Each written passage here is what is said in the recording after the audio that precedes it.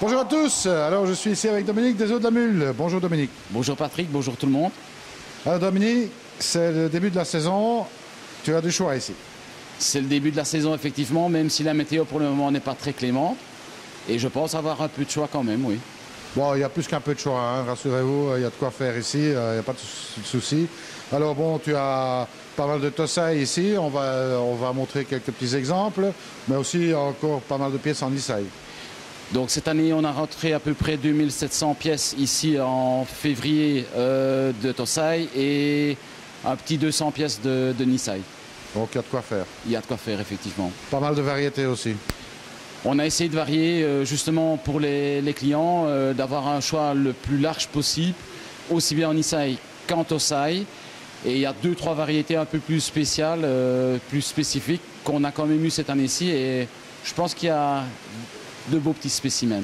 Alors bon, des journées portes ouvertes qui sont prévues évidemment pour cette ouverture de printemps. Oui, donc contrairement aux autres années où on faisait une porte ouverte à Pâques, la météo nous a donné raison pour ne pas l'avoir fait cette année-ci. La prochaine porte ouverte, ce sera le 20 et le 21 avril.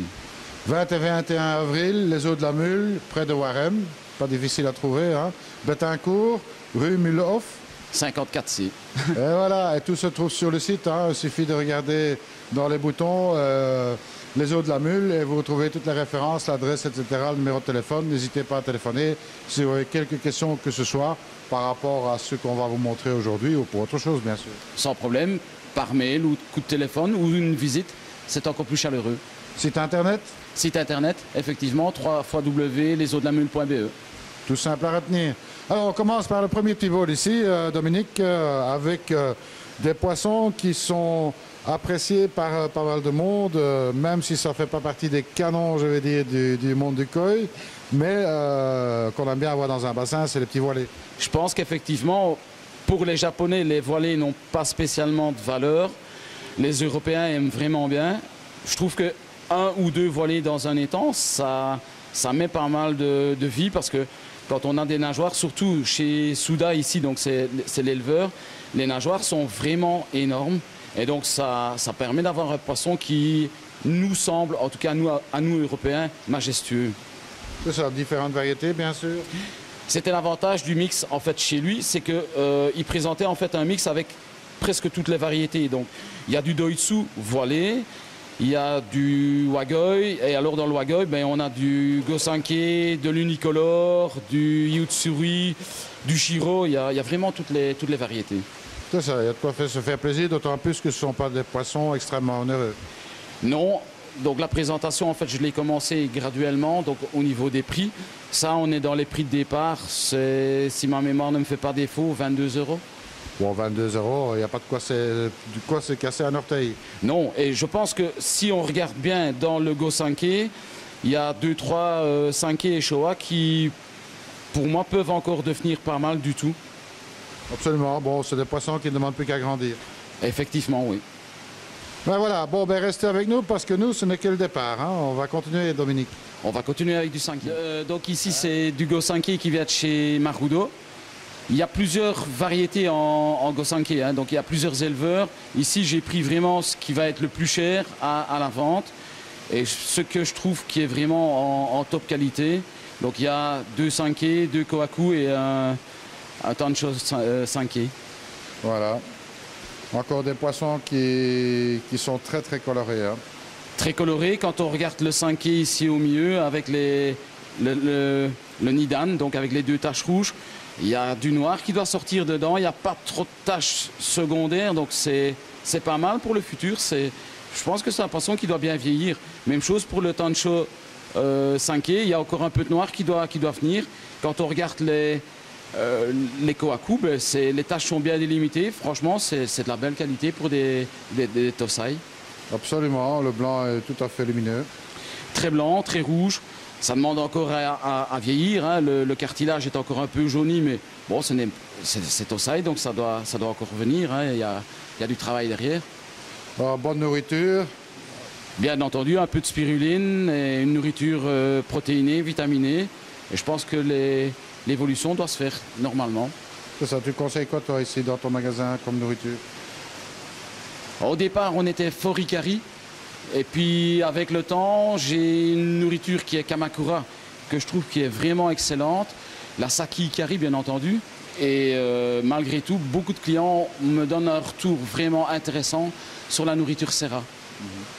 Ils estiment que c'est une nourriture qui est vraiment de toute bonne qualité. Je l'essaye depuis 1 an et demi maintenant dans les bacs de Tosai. Et je trouve qu'effectivement, la qualité est là. Et pour les koi chauds, j'ai pris un deep red et un pure white de Ikari. Elle est très chère, mais le rouge devient vraiment très très très beau. Ok. Bon, c'est toujours intéressant de savoir ce que les magasins donnent à leurs poissons, évidemment. Ben, la deep red d'Ikari, comme la pure white, c'est en fait une info qu'on a reçue au Japon. J'avais vu des sacs là qui traînaient quelque part et je demandais à l'éleveur, tiens, c'est une variété d'Ikari que je ne connaissais pas. Il m'a dit oui, elle va arriver en Europe. Effectivement, l'année passée, elle est arrivée. Mais quand on voit le prix, c'est vrai que ce n'est pas spécialement un bon marché. Mais pour le rouge et les blancs, pour faire koi chou, c'est vraiment intéressant. Ben voilà, merci pour l'info, Dominique. Nous, on n'a pas fini. Restez avec nous, il y a encore des bowls qui vont suivre. On va suivre avec des mukashi ogon. Mukashi, poisson très spécial, hein, parce que bon, tout le monde n'aime pas le mukashi. Moi, personnellement, j'adore. C'est un poisson qui grandit très bien. Ça grandit très bien. C'est une couleur un peu spéciale, une variété difficile à avoir parce qu'en fait, il n'y a qu'un éleveur dans le nord qui le fait, c'est Izumiya, et il le fait encore 1 an sur 2. Et on est tombé dans la bonne année pour en avoir. Eh bien, on va regarder ça. Alors, Dominique, voilà les mukashi. Donc, mukashi, oui, il y a 5 spécimens là dans le bowl. Mukashi, ben, c'est pour certains un ghost, pour d'autres un matsuba qui n'est pas vraiment un matsuba. C'est une variété vraiment à part. Moi j'aime bien parce qu'en fait on a un peu l'écaille d'un matsuba et une couleur qui est beaucoup plus éclatante que dans les matsuba. Ça devient assez clair hein, en vieillissant. En vieillissant, oui. D'après les éleveurs, ça ressemble au départ à un karashi, quelque chose comme ça, au niveau de la couleur. Moi, j'aime mieux quand ils sont comme un des plus grands là, un peu plus clair au départ, une tête un peu plus blanche, que le damier n'est pas trop marqué. Comme ça, le damier peut sortir pour le futur. Pas trop sale au départ. C'est ça, on a l'occasion de voir des plus grands sujets et croyez-moi que ça le fait dans un bassin. Ça grandit très fort, oui. C'est vraiment de la même trempe qu'un karashi, un shagoi, un soragoi. Allez, c'est très volontaire à la croissance. On dit que c'est une des très anciennes variétés. Apparemment, c'est une des plus anciennes dans le milieu, mais ça ne plaît pas toujours parce que ça ressemble fort à ce que nous, on appelle des ghosts. Oui, mais enfin, bon, c'est quand même différent d'un ghost. Et puis, oui. Moi, je trouve qu'ils sont, variété, hein. Voilà, ils sont fantastiques, ces koi-là. Surtout quand ils deviennent grands, ils sont très amitieux, un petit peu comme les shagoi, etc. Donc, c'est toujours intéressant d'avoir ce genre de poisson dans son bassin. Seulement, la seule différence par rapport aux shagoi et tout ça, c'est qu'eux sont un peu plus colorés. Donc, mais au niveau qualité, amitieux et tout ça, c'est exactement la même chose. Et effectivement, c'est intéressant d'en avoir, mais c'est stock très limité. Ça veut dire qu'ici, je crois qu'il y a 35 pièces et puis on ne sait plus en avoir, quoi. On rappelle l'éleveur Izumiya. Izumiya, bon, qui n'est plus à présenter, hein, bien sûr. C'est un des éleveurs de Ojia qui est très connu. Hein. Très connu, pour ceux qui se rappellent le koi chou de l'année passée, le Kohaku qui avait fait Young Champion pour moi, vient de chez lui. Et ben voilà. Nous, on n'a pas fini, on continue sur... Des Goromo. Goromo a 2 variétés de Goromo, Hai Goromo, Budo Goromo. Effectivement, les deux, oui. Les deux? Oui, il y a les deux, et dans le mix, l'éleveur a mis des grands et des un peu moins grands. Les un peu moins grands ont une qualité un peu supérieure, les plus grands sont à qualité un peu inférieure, mais pour moi, ça se vaut au niveau poisson. On va regarder ça. Voilà Dominique, les Goromo. Alors bon, c'est une des variétés que j'aime beaucoup. 2 variétés dans les Goromo, Budo Goromo, Hai Goromo. Peut-être rappeler un petit peu qu'est-ce qu'un Hai Goromo et un Budo Goromo. Les Hai Goromo sont au départ beaucoup plus clairs que les Budo Goromo. Les Budo Goromo ont une couleur, ce que j'appelle plus brunâtre que les Hai Goromo, qui sont un peu rougés. On dirait presque un 5e au départ, le Hai Goromo. Et puis le noir va seulement sortir dehors, tandis que le Budo, il est brun Couleur et va devenir presque noir en fait. C'est lit de vin, on Oui. va dire. Couleur lit de vin. Donc, oui, il va noircir, va foncer plus en vieillissant. À tel point que parfois on peut parfois les confondre avec des Chiro. Oui, enfin bon. Ouais, c'est pas du tout la même couleur, hein, mais l'intensité parfois est tellement sombre sur le budo que quand l'eau n'est pas très propre, on arrive à les confondre. Alors, Des clients qui ont déjà eu le cas. Dominique, ce sont le même éleveur, les deux? Ce sont le même éleveur, oui. Et donc on est avec Kawakami. Kawakami. Oui. Et donc, si on regarde dans le bowl, donc un Egoromo qui est un peu trop clair, mais bon, la taille est relativement grande. Par contre, ici, ça c'est très beau. Hein. La pattern est vraiment bien balancée et le noir commence seulement à sortir, donc c'est vraiment pas mal. Et la même chose dans ce Budogoromo, là il est presque nickel comme il est là. Absolument. Bon, il me demande encore à grandir, bien sûr. Ce sont des Tosai, on le rappelle. Hein. Ce sont tout Tosai, oui, donc il y a une belle différence de taille pour certains quand on regarde deux, là, le tout grand et le plus petit à côté. Mais bon, le mix était fait malheureusement comme ça, donc je sais pas, malheureusement les triés, ils sont tous là. Mais Tosai. Tosai. On va continuer, Dominique? Oui, avec des Goshiki. Goshiki. Restez avec nous. Alors, Dominique, une variété qui est vraiment très appréciée par les amateurs, hein, même débutants, le Goshiki. Le Goshiki, non seulement apprécié des amateurs et des débutants, mais particulièrement moi. J'adore les Goshiki, je trouve que c'est un poisson qui est vraiment resplendissant. J'aime un peu moins les Ginrin, mais les Goshiki traditionnels, donc Wagoi, sans Ginrin, je trouve ça vraiment beau.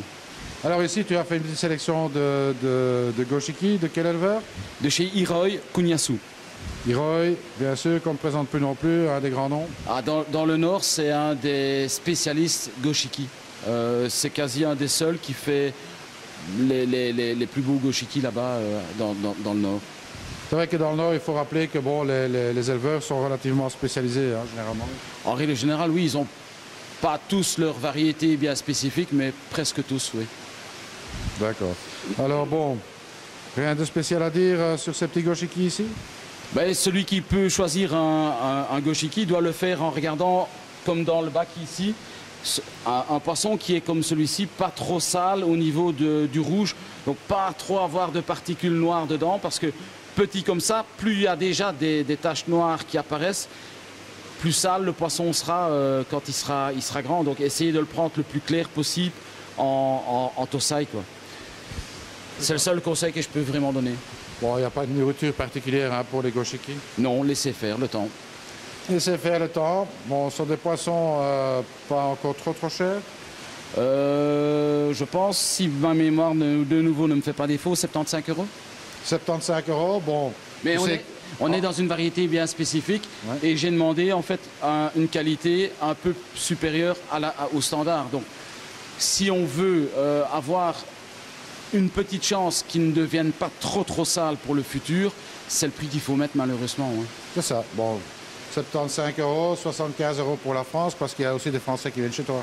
Il y a des Français qui viennent chez moi et je peux annoncer à partir de hier, donc aujourd'hui, je peux envoyer en France. Donc j'ai pris une convention avec un transporteur, donc à partir du 15 avril, puisque la convention prendra effet le 15 avril, je peux envoyer à la fois du matériel et du vivant en France. Malheureusement, pas partout, parce que le pourtour méditerranéen de chez moi, je ne sais pas le faire. D'accord. Donc tous les départements qui longent la Méditerranée, malheureusement, je suis désolé, mais là je ne peux pas le faire, mais tout le reste de la France, c'est possible. Donc en fait, il suffit de demander. Il suffit de demander et on fait les envois donc le lundi, le mardi et le mercredi avec réception du poisson ou des poissons le jour après. C'est ça. Alors bon, tous ces poissons, on peut les trouver sur ton site, je suppose. Tous les poissons seront visibles sur le site. Il y a déjà, à mon avis, un bon 60-65% déjà d'installés. J'ai commencé, c'est pour ça que la tonnelle est mise, à faire les photos. Et au fur et à mesure que je fais les photos, le temps de mettre l'éleveur, la taille, le prix, ben, il faut les encoder sur le site. Et donc, il y a quand même 200 Nisei à rajouter cette année-ci. Et je suis presque tout seul pour le faire. Donc, ça me demande un peu de temps, donc ça vient petit à petit. Je suis bien passé pour savoir que c'est un sacré boulot. C'est vrai, effectivement. Et ben voilà, nous on continue. Oui, on va présenter quelques Nissaï. Allez, restez avec nous. Alors Dominique, on monte tout doucement de catégorie. Là, on est dans des Small Nissaï ou Jumbo Tosai, ça dépend parce qu'en fait, il y a deux mix ici. Donc, il y a du Gosanki qui vient de chez Sakai et tout le reste, donc toutes les variétés donc, différentes, Kikushui, Asagi, Goshiki, il y a Orangi, enfin là, il y a plusieurs variétés qui viennent, elles, de chez Kawakami. C'est ça. En fait, c'est un mix qu'on a fait. J'ai voulu en fait faire un petit peu différemment des autres années pour pouvoir promouvoir un peu le koi plutôt que d'avoir des Tosai ou des Nissaï qui sont très très chers et parfois hors de prix. On s'est dit cette année-ci, pourquoi pas choisir un peu des choses à rien plus petites, mais de belle qualité, qui présentent bien, à des prix sympas. Donc on a fait en fait trois sélections. Et dans les Jumbo Tosai et les Small Nissaï, on arrive alors à garder un prix qui va de 100 à 145 euros. C'est ça. Je pense qu'ils n'enlèvent rien à leur possibilité de croissance. Que du contraire, non. La seule chose, c'est que c'est des poissons pour les Small Nissaï qui n'ont pas été mis dans des serres chauffées et donc qui ont grandi tout à fait normalement. Ce qui, soit dit en passant, pour l'Europe, n'est peut-être pas plus mal hein, pour les habitués à l'hiver, tout simplement. C'est ça. Donc voilà, bon, des jeunes poissons très colorés à un prix tout à fait accessible. C'est ce qu'on recherchait avec ces trois variétés, enfin ces trois mix-là, d'avoir, ici on a grosso modo 60-65 pièces comme ça, donc qui varient dans ces prix-là. Et je trouve que, allez, je prends le cas du Goshiki par exemple, ben, c'est pas si mal que ça, hein. Le rouge n'est pas envahi par le noir. Dans une eau calcaire comme on a ici en Europe, le noir va sortir de manière tout à fait normale. C'est vrai qu'il manque peut-être une tache ou deux de rouge, mais on l'aurait pas eu à ce prix-là, quoi. C'est ça, bon, ça ne seront pas des grandes championnes, mais enfin bon. Non, c'est une qualité, ce que j'appelle moi standard, mais peut-être un peu plus que standard pour certaines pièces. Et là, tout ce qui a été vraiment sélectionné à la main, parce qu'il y a dans les trois mix, deux mix que j'ai pas sélectionnés, c'est l'éleveur qui a fait la sélection. Un mix que moi j'ai fait la sélection, c'est le mix qui est le plus cher en fait. Hein. Et là, on est dans une qualité, je trouve, qui est vraiment intéressante. Quand on regarde le Kohaku, le Showa et le Sankei, ouais, la qualité n'est pas si mal que ça du tout. Hein. Absolument, absolument. Il y a beaucoup de couleurs là-dedans. Oui. Sankei, pas sale du tout. Allez, peut-être un peu blanc, mais moi j'aime bien la répartition et le Kohaku, je trouve ça vraiment pas mal. Absolument. Mon coup de cœur, c'était le Showa. Oui, c'est clair qu'il est très bien hein, pour un prix comme ça. Bon, peu difficile à faire mieux. Je pense que l'acheteur il se reconnaîtra parce que c'est un client ATB. Il a sauté sur l'occasion et je pense qu'il a vraiment fait une belle occasion parce que malgré tout, le noir est déjà pas mal sorti, mais il y a encore pas mal de choses qui doivent sortir, notamment au niveau de la tête. Donc, c'est un poisson qui, pour moi, a vraiment beaucoup d'avenir. Absolument. On va continuer? On va continuer. Alors, Dominique? Donc ici, c'est une petite sélection qui vient de chez Isa. Isa, c'est pour moi un des meilleurs éleveurs avec Dainichi, là dans le nord, pour tout ce qui est Showa et Gosanke. La boîte était composée de 14 Showa et 1 Shiro. Et donc dans la boîte, il y a en fait 7 femelles et 8 mâles. C'est des Tateshita, donc ce sont des Jumbo Tosai. Tosai, oui, j'ai bien dit. Donc c'est des poissons qui font 28 pour les plus petits, jusqu'à 35 pour les plus grands. C'est ça. Mais des poissons d'un an. Hein. Bien sûr. Et si on regarde au niveau des Showa, il y a des poissons qui ont vraiment énormément d'avenir derrière. Quand je regarde le plus clair de tous, ça fait peut-être bizarre de le voir fort gris comme ça, mais quand tout le noir sera sorti, je pense que c'est vraiment des poissons qui vont être super. Absolument, parce que bon, là, le gris il va sortir. Hein, en noir, ça, il n'y a aucun doute là-dessus. Ici, on peut l'anticiper. Hein. Ici en Europe, je suis sûr et certain de l'évolution. Ça sort, il n'y a rien à faire. L'eau est trop dure que pour ne pas avoir du noir tôt ou tard. Ben, superbe sélection. Isa, bien sûr, hein, on est tout à fait d'accord hein, sur que c'est un éleveur qui est vraiment spécialisé dans le Showa. Il fait des choses vraiment splendides. C'est pas toujours évident d'en avoir chez lui. Hein. C'est pas toujours évident. Cette année-ci, donc, on a eu les 15 Tateshta et j'ai ramené 3 Showa de grande taille, une femelle et 2 mâles, qui elles font donc Nisai, qui font la femelle fait 57 cm et les 2 mâles font 52 cm. Donc ça veut dire la qualité, quand on pense que ça fait, allez, je vais dire en moyenne 30-32 cm et que sur un an on passe à 20 cm de plus, c'est énorme. Hein. Bien sûr, bien sûr. Il faut aussi signaler que les 15 pièces du Jumbo Tosai et Tateshta sont livrées avec un certificat. Je sais que les certificats ne donnent aucune garantie sur le futur du poisson. La seule garantie que ça peut donner, c'est de l'origine, pour bien certifier que le poisson vient de chez Isa. Isa, oui. Ben, très belle sélection ici. Nous, on va continuer avec un petit aperçu des grands bacs. Un petit aperçu des grands bacs, une petite sélection de Doitsu Showa. Et ben voilà, restez avec nous. Alors Dominique, ici on passe dans du Doitsu. On passe dans du Doitsu qui vient de chez Shinoda. Alors, Shinoda qu'on ne présente plus non plus, grand spécialiste sur le Doitsu. Grand spécialiste du Doitsu et du Yotsuri. C'est ces deux variétés bien spécifiques. Je trouve que la qualité de peau dans les Doitsu chez lui est vraiment très belle. Il a un poisson qui est vraiment très lisse, où il n'y a pas d'aspérité, rien du tout. On voit encore souvent sur les Doitsu des petites boursouflettes comme ça qui sont présentes. Chez lui, c'est une peau qui est nickel. Et la texture donc, des couleurs reste relativement belle. Oui, on pourrait dire que c'est une peau de velours, hein, pratiquement. Presque. Je dis toujours, le blanc, pour moi, c'est comme de la meringue. Oui, absolument. Hein, le Showa, au milieu, donc le plus noir des Showa, est une femelle. Et le reste, ce sont des mâles. Un très beau Showa, entre parenthèses, hein, de cette femelle. Ah, j'aime vraiment bien. Ça a été un des coups de cœur là sur place. Et je pense que c'est le tout premier poisson qui a été vendu de ma sélection là-bas lorsque j'ai envoyé les photos. En tous les cas, une chose est sûre, c'est que ce sont des poissons qui viennent de passer l'hiver, donc ils n'ont pas encore le body qu'ils méritent d'avoir. Ce sera pour le courant du printemps avec un peu plus de nourriture. C'est ce qui est un peu dommage, notamment dans le chef du Kohaku, qui est encore un peu léger. Mais bon, d'ici un mois et demi, on va donner à manger et c'est terminé, on n'en parle plus. Hein.